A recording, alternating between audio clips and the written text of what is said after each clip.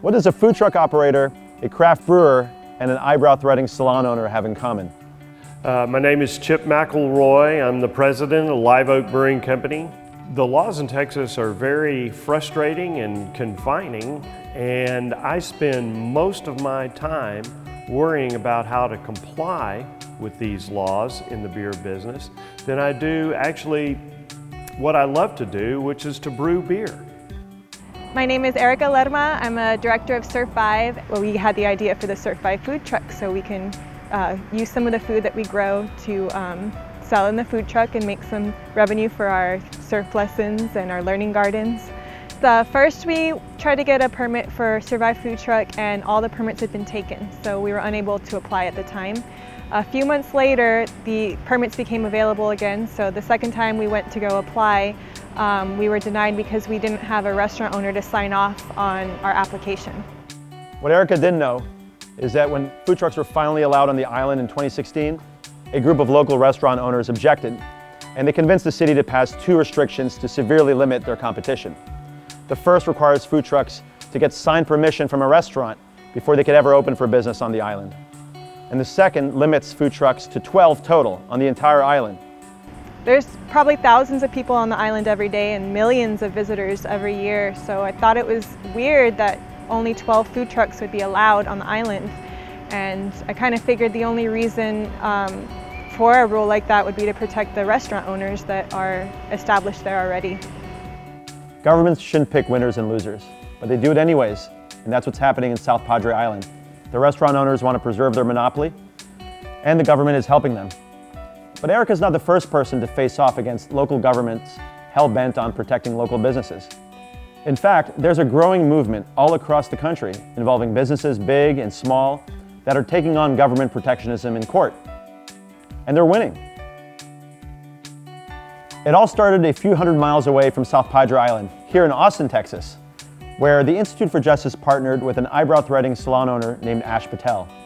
The state of Texas had forced Ash to shut down his eyebrow-threading salon and told his eyebrow-threading technicians, people that used cotton thread to shape and pluck eyebrows, to stop working unless they enrolled in a cosmetology school that did not teach eyebrow threading and pass a licensing exam that never tested eyebrow threading.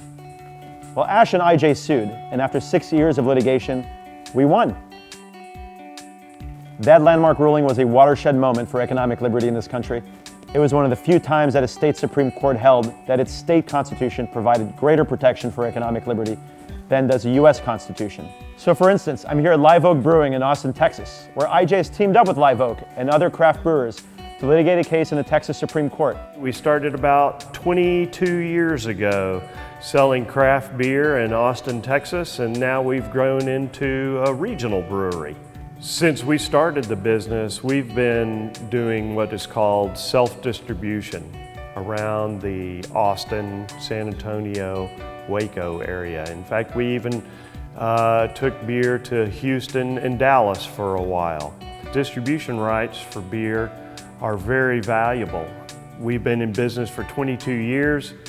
We've built up a certain notoriety and popularity of our beer.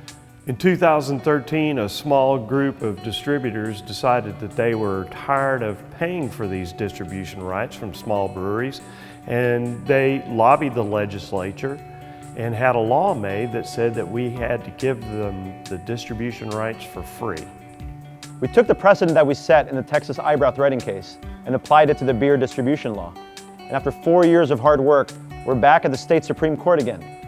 We're asking the court to take up the case, to strike down the sale prohibition, and to declare that private economic protectionism, picking winners and losers, is not a legitimate use of government power.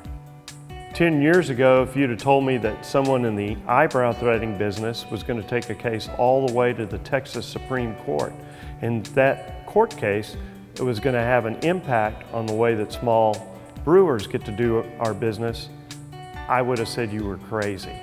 But here we are today, and now we're hoping to have our day in court. And that takes us back to South Padre Island, Texas. The eyebrow threaders, the craft brewers, the food truck operators all have something in common. They all took their cases to court to fight for their right to earn an honest living, economic liberty. Last month, Erica's nonprofit Surf 5, along with a food truck named Chile de Arbol, teamed up with the Institute for Justice to put an end to South Padre's protectionist law that lets restaurants lock out their food truck competition. This is America. Survive has the right to compete. I don't see why the restaurants wouldn't want our food truck on the island. Competition is actually really good for communities. It makes the food better and the community better, and I don't see why the government would pass a law that would hurt one business and help another. We've spent over 25 years challenging city, state, and federal laws that shut out competition and hinder Americans' right to earn an honest living. And with economic liberty precedent being set across the country, the Texas Supreme Court has a chance to do so again.